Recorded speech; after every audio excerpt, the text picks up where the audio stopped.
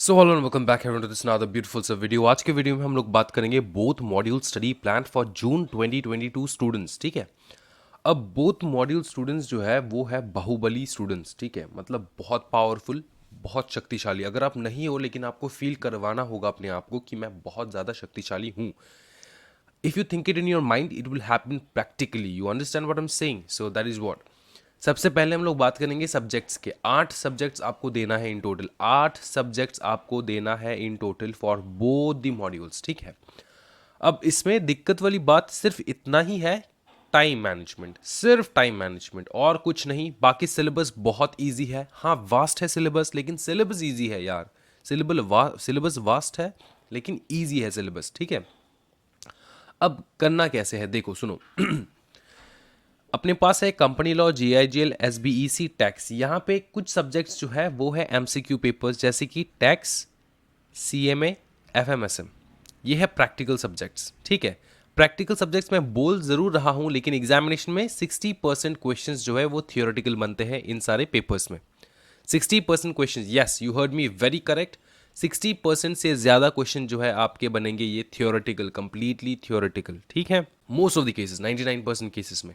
कभी कभार इंस्टीट्यूट का दिमाग खराब हो गया, at that moment institute can do a lot of stuff. ठीक है, तो सुनिए बात। उसके बाद थियोरेटिकल सब्जेक्ट्स कितने हैं? Company law, JIGL, SBEC, EBCL, SLCM. ठीक है, लगभग 5 सब्जेक्ट्स जो है वो है आपके थियोरेटिकल। अब इसको डिवाइड कैसे करना है in the months we have. So to be very very honest, we just have 4 months left in our hand. That is जनवरी का तो आज 12 तारीख है। ठीक है, जनवरी का थोड़ा बहुत समय है। फेब्रवरी, मार्च, अप्रैल, मई।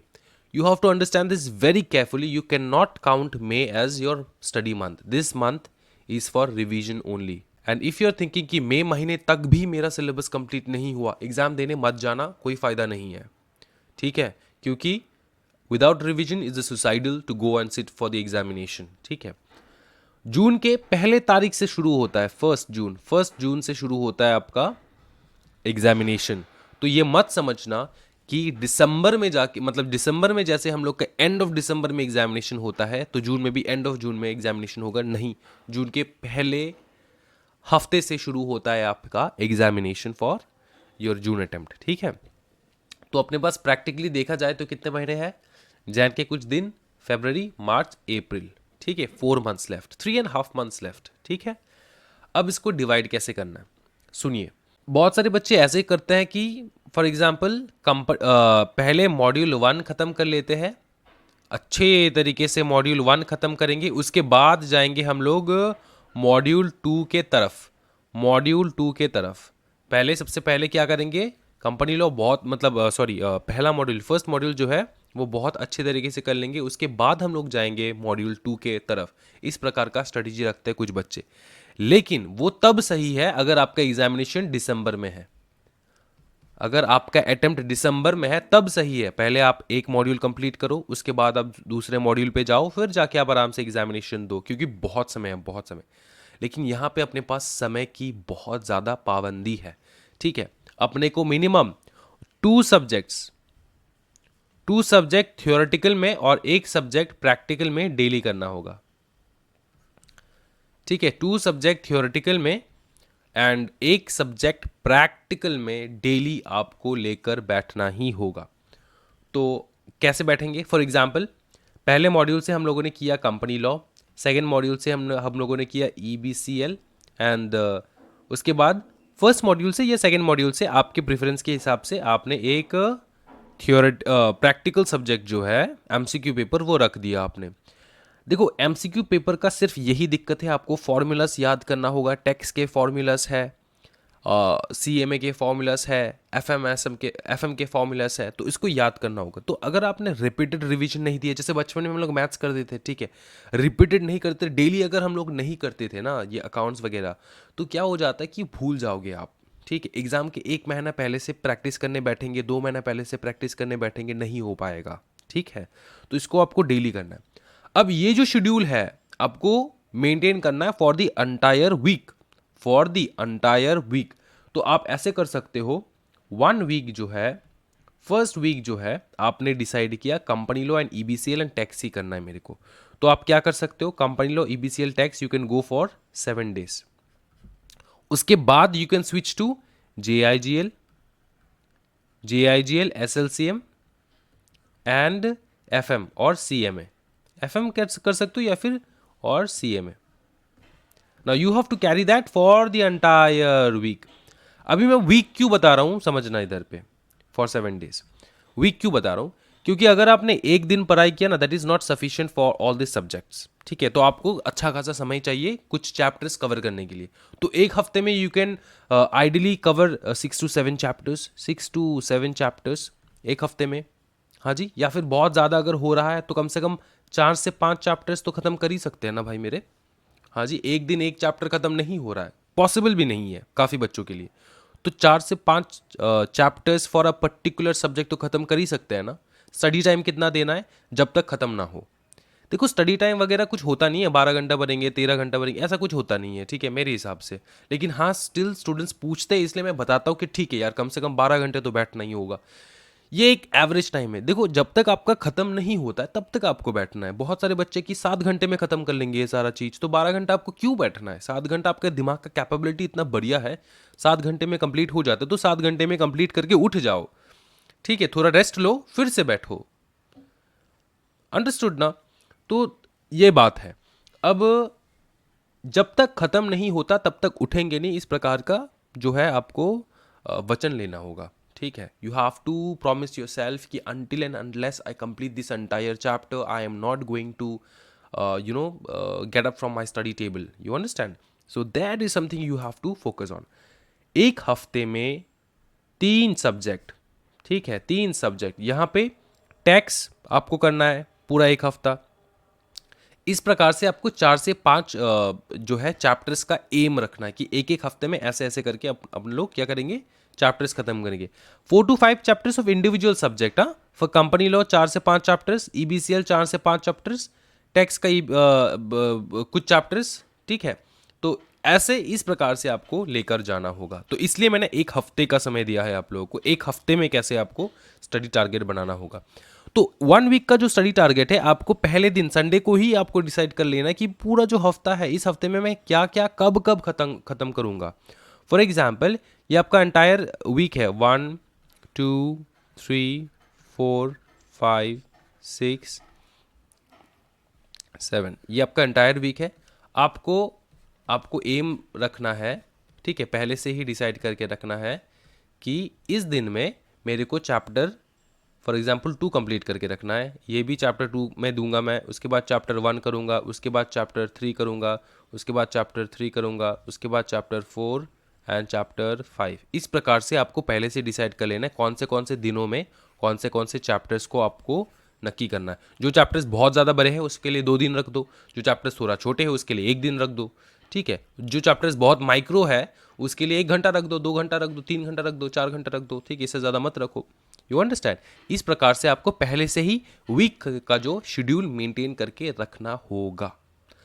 बहुत बार ऐसे सिचुएशंस आएगा जब एक हफ्ते में आपका टारगेट कंप्लीट नहीं होगा, तब आप एक दिन या फिर मैक्स टू मैक्स 2 दिन एक्सटेंड कर सकते हो। आप ह्यूमन हो, आप याद रखना आपसे भी ये चीज़ होने वाला है कि कभी कभार हम लोग देखेंगे कि यार कंप्लीट नहीं हुआ है मेरा एक हफ्ते में मेरा टारगेट, तो at that moment you can switch, you should not switch, you can extend the time a little bit more, ठीक है। इसमें कुछ हार्म नहीं, एक दिन आगे बढ़ा सकते हो आप। तो इसके लिए मैं आपको बताऊंगा कि ये जो वीकली डेज है नॉर्मल पीपल के लिए कि मंडे ट्यूसडे वेडनेसडे थर्सडे, ऐसे नहीं, कल से शुरू करो। आपको वीक कल से शुरू हो रहा है या फिर आज से शुरू हो रहा है, ठीक है। आज कौन सा दिन है, आज वेडनेसडे है, तो वेडनेसडे के हिसाब से आप स्टार्ट करो आपका वीक। आपको ऐसा काउंट नहीं करना है कि मेरे को संडे से ही, नहीं यार संडे तो अभी आया नहीं तो इस हफ्ते पूरा रेस्ट कर लेंगे, नेक्स्ट हफ्ते से करेंगे पूरा, ऐसा नहीं, ठीक है। टाइम आपके पास बहुत कम है। मंथली कैलेंडर जो है उस पर आपको जो है आपको टिक करके जाना है कि कौन सा दिन किस प्रकार से आपने यूटिलाइज किया है, ठीक है। अब सुनो, खत्म नहीं हुआ मेरा बात, ठीक है। कंपनी लॉ, जेआईजीएल, एसबीसी, ये सब तो इस प्रकार से आपको करना है।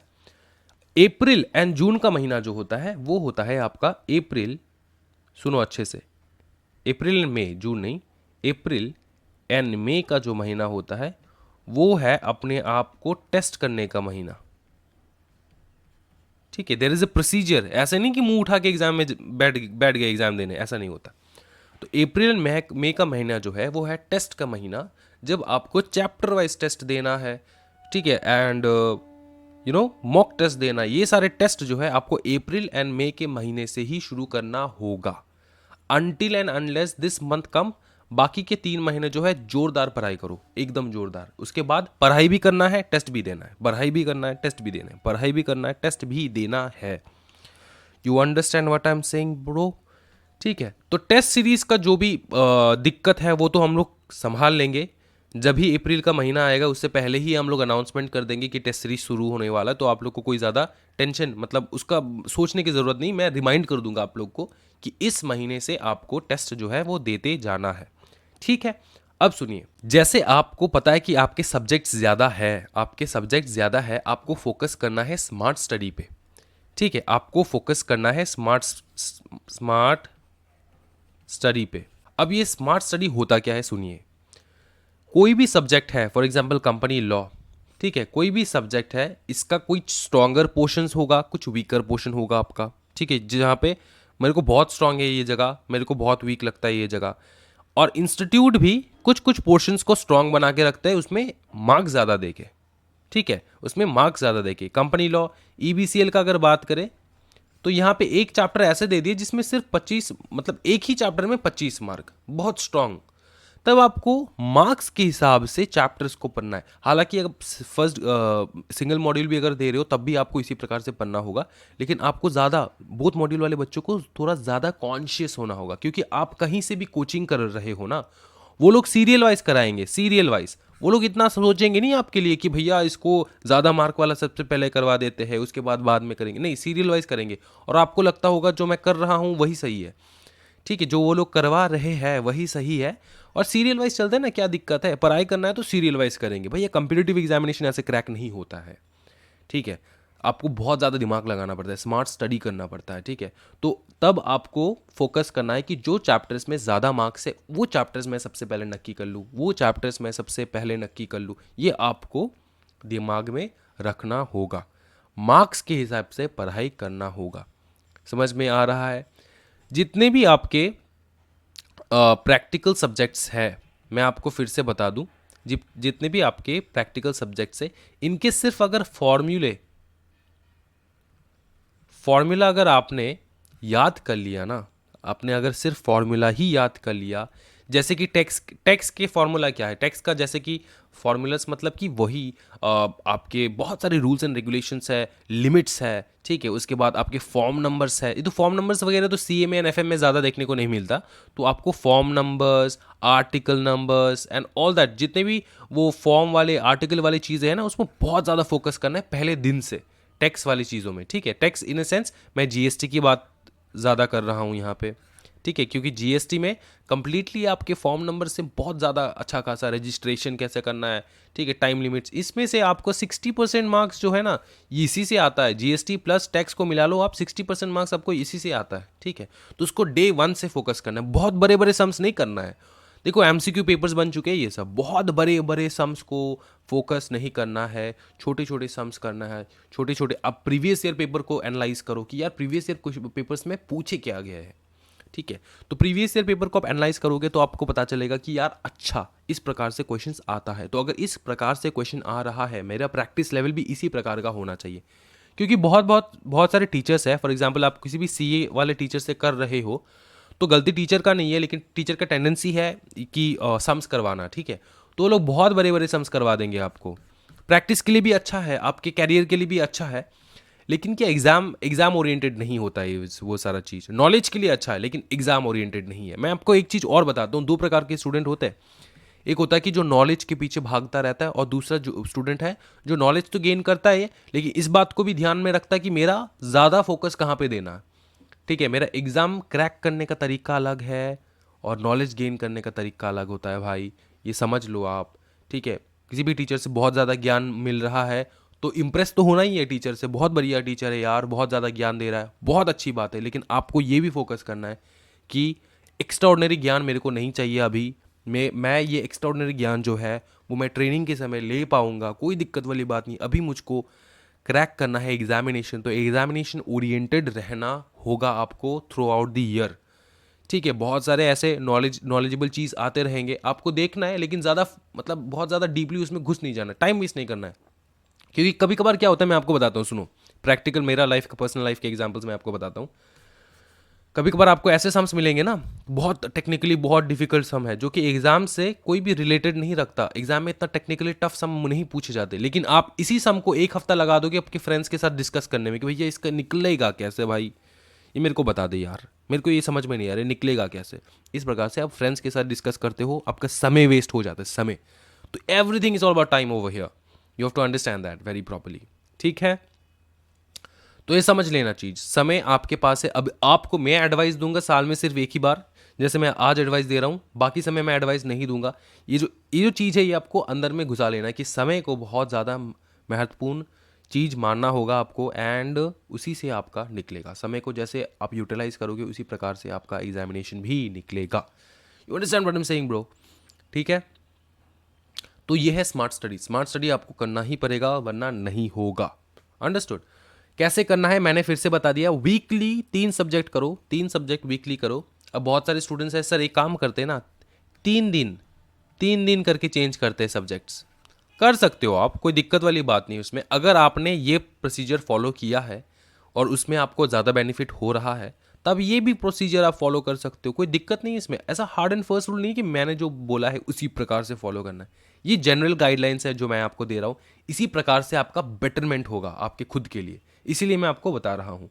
अब बहुत सारे दिग्गज स्टूडेंट ऐसे भी होंगे जो मतलब बहुत बढ़िया 3 दिन में 3 सब्जेक्ट करेंगे और नेक्स्ट 3 दिन में और 3 सब्जेक्ट करेंगे। तो इस प्रकार से क्या हो जाएगा, आप वीकली 2 बार करके सब्जेक्ट्स जो है वो चेंज कर पाओगे। ठीक है, तो इसमें जो है आपका मेंटल स्ट्रेंथ भी बहुत ज़्यादा चाहिए, और ठीक है बहुत कुछ है इसमें। अगर आप फॉलो कर रहे हो ये प्रोसीजर तो ठीक है, अगर आपका वर्क कर रहा है तो ठीक है। मैं जनरल स्टूडेंट्स के लिए, सबके लिए बता रहा हूँ कि वीकली 3 सब्जेक्ट करो आराम से। ठीक है, 3 सब्जेक्ट करो आराम से, और ज़्यादा से ज़्यादा सिलेबस कवर करने की कोशिश करो, ज़्यादा से ज़्यादा syllabus according to the marks distribution, according to the marks distribution, according to the marks distribution. Understand what I am saying bro? ठीक है, तो ये रहेगा आपका कंप्लीट मतलब जो है guidance for the both module students.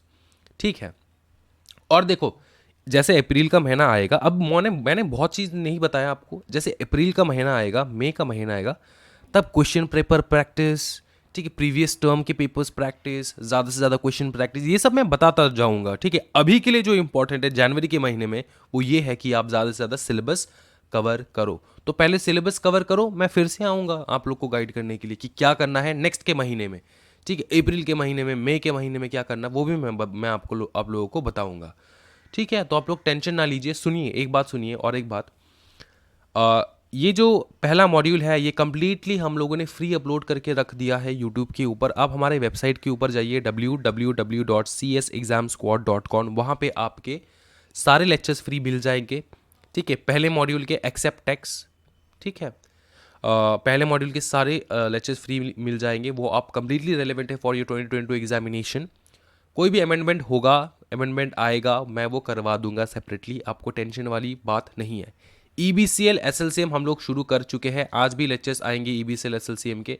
ये हम लोग मार्च तक जो है EBCL SLCM and SM complete करवा दूंगा मैं, आप लोग को टेंशन लेने की कोई ज़रूरत नहीं है। ठीक है, तो आप लोग आराम से, रिसोर्सेज इतना ज़्यादा मैंने दे रखा है कि आप लोगों को कोई टेंशन का कोई बात ही नहीं है। आराम से पढ़ो, डेडिकेशन से पढ़ो, निकालो एग्जामिनेशन, माँ बाप को प्राउड करो, मुझे प्राउड करो। ठीक है, तो आज के वीडियो में इतना ही। अगर कोई अलग प्रकार से डाउट है आपका तो आप कमेंट सेक्शन में ज़रूर कमेंट करना। इस वीडियो को लाइक ज़रूर कर देना, ज़्यादा से ज़्यादा शेयर करना, सो दैट अगर जितना ज़्यादा आप लाइक करोगे, जितना ज़्यादा आप शेयर करोगे, उतना ज़्यादा स्टूडेंट्स तक पहुँचेगा ये, एंड सबका भला होगा। ठीक है, सबको पता तो चले कि यार सब कुछ फ्री है, अगर सिर्फ मन है ना पढ़ने का तब हो जाएगा। ठीक है, एक चैनल बैठा है जो दिन रात काम कर रहा है only for the betterment of the students, and everybody should know this. ठीक है, चलो, take care everyone, happy learning guys, bye bye, take care.